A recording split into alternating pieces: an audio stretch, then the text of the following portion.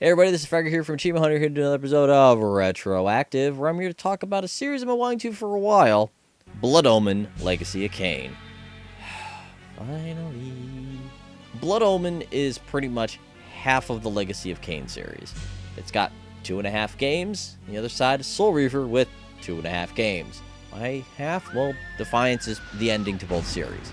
Now, this is where I'm gonna put a little disclaimer on the storyline of the Legacy of Kain games. I could go more in depth about the whole Pillars of Nosgoth, etc., but here's the problem with the Legacy of Kain games. They're about as complex as the Metal Gear games, mainly because of the sheer amount of time travel that exists within this series. So bear with me while I try to be somewhat vague and try not to confuse myself in the process. Now, you play as Kain, who's a noble man who was murdered, and while in hell makes a really stupid move to come back as a vampire to get revenge. Things happen, he murders a lot of people, drinks their blood, and eventually is given the choice to do something not stupid and do something very stupid. And then canonically, he makes the very stupid choice because that made more games happen.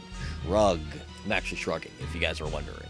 The second game picks up 200 years later after certain events happen in one of the Soul Reaver games, time travel, as I said, and now Kain is waking up after being dormant for a while and is all like, wait, I'm not ruler of the world? So he goes about to make that happen. He goes on to get revenge again, and then rule the world, and then there's Defiance. Pretty much what he's trying to do is undo the fucked up decision that he made in the first game, but it involves somebody else's life and other things, and oh, headache. Feels like my head's going to explode. Those are the storylines. They're vague, but I kind of have to be because I really don't like spoiling games for people, and me going too in-depth into the storylines for these games is spoiling games on top of games on top of games on top of games.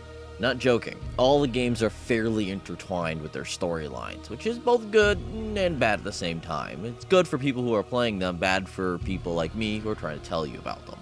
Now, mechanically speaking, the first game is a top-down RPG-ish type of game where you get to run around, smack dudes with swords, and use magic, and turn into wolves. And that's this game, is that you get to go around, level up, do cool things, be a vampire, drink their blood, and it's a really cool kind of game. I mean, you don't see a ton of these kinds of games. I mean, I guess you could say it's kind of Legend of Zelda-y. There's another game in this series that's more so, but this game is a lot more linear. It's pretty much go to point A to point B, and we're not going to tell you how to get there. That's Blood Omen 1 in a nutshell.